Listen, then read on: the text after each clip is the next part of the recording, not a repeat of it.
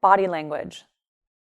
What you say about who you are the minute you enter a room, before you even open your mouth to speak. Body language can also be defined as our presence, or even sometimes our gravitas.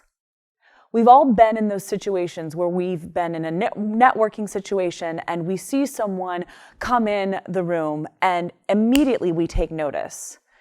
Maybe even to the point where we watch them walk across the room and then we watch them grab a cocktail and maybe even be in a conversation. And although we can't even hear a word that they're saying, we know that there's someone important and that we want to connect with them. Presence is how you carry yourself. Posture, hand gestures, facial expressions. If I were to be talking to you and suddenly slouch my shoulders, what reaction does that produce in you? Do I seem any less confident or unassured? What if now I bring my shoulders back? I'm claiming more space. I'm claiming my space in the room. When we're giving pitches, how frequently do you walk around the room? How frequently do you keep your hands close to home? Or are you extending them out? One tip, the bigger the space, the bigger the hand gestures. So you want to scale it. If you're in a large room, and especially if you're taking the floor, if you are giving your pitch, you want to be embodied. You might even want to walk around the room. I'm serious about this. When you walk around the room, you're claiming the space. You also might be inviting more connection with particular people who are in the meeting as you're getting closer to them in space. You're owning the room, you're owning your message. It's putting people at ease and saying you have no problem being in control. So frequently, we go to give a presentation and we keep our feet very close together.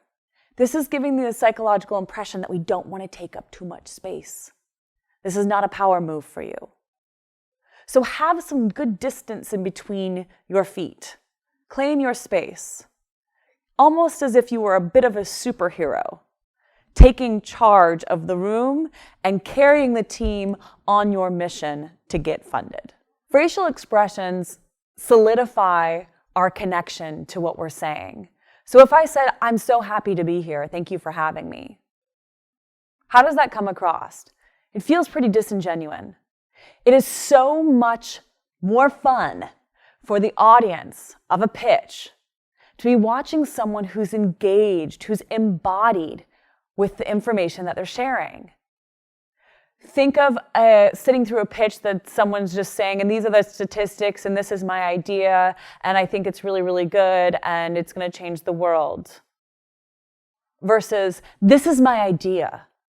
Look at these statistics. This is going to impact the world in ways that are going to be so remarkable. And notice I just become more alive, not only with my verbal communication, but with my nonverbal communication, my hand gestures, my facial expressions, and I'm moving my body. So the more movement you can have, and I want to be careful about this suggestion because I don't want you to be nervous moving, swaying, or pacing. We don't want that.